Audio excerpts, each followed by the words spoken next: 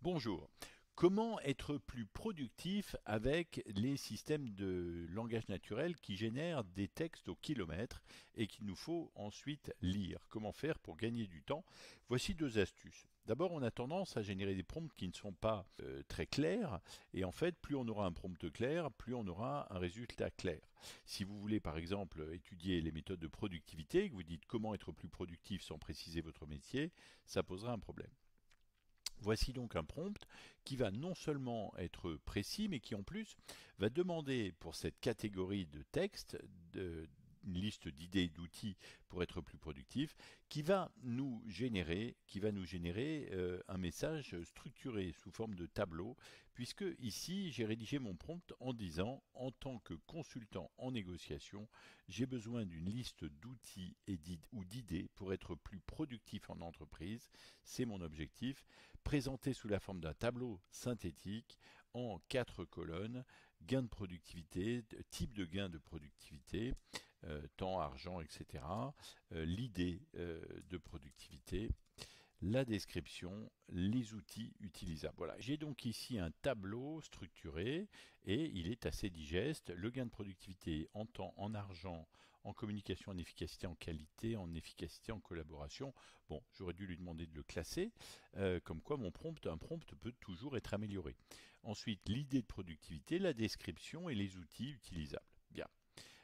J'aurais dû préciser qu'il n'y a pas forcément, il peut y avoir des idées de productivité sans qu'il y ait d'outils dans mon prompt, comme quoi, à nouveau, les prompts peuvent toujours être améliorés.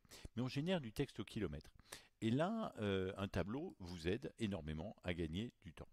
Ici, on voit l'idée de timeboxing. Timeboxing, le fait d'allouer des blocs de temps spécifiques pour chaque tâche. À l'avance dans son agenda. Alors, je voudrais un texte un peu plus complexe. Voici une deuxième idée de productivité. Donc, première, faire un tableau et bien structurer son prompt. Deuxième idée de productivité, vous allez voir tout de suite. En timeboxing, le principal livre sur le sujet, on va demander à ChatGPT, c'est un livre de Zhao. Le connais-tu? Ou liste 3 livres majeurs sur la technique de timeboxing. Voilà, liste 3 livres majeurs sur la technique de timeboxing. On va voir s'il y en a un que je ne connais pas, mais effectivement, Make Time, voilà, de Jake Snap, et Pomodoro. Bon, Pomodoro c'est classique, Deep Work, voilà, très bon bouquin. Et je vais lui demander de résumer, voilà, Deep Work, résume le livre Deep Work. Et là, on est face à un texte qui est assez long, qui n'est pas structuré sous la forme de tableau. Comment gagner en productivité dans ce cas? Bon, il nous structure les choses avec des bullet points, mais tout de même, ça reste un texte assez long à lire que l'on n'a pas forcément le temps de lire.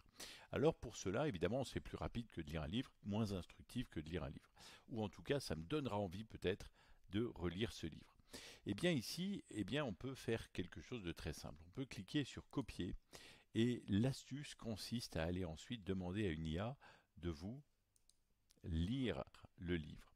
Tout simplement, avec des IA comme Read Aloud, qui est un plugin Google Chrome, eh bien, en un clic, vous obtenez une voix les voix sont de plus en plus réalistes, qui vous lisent ce livre.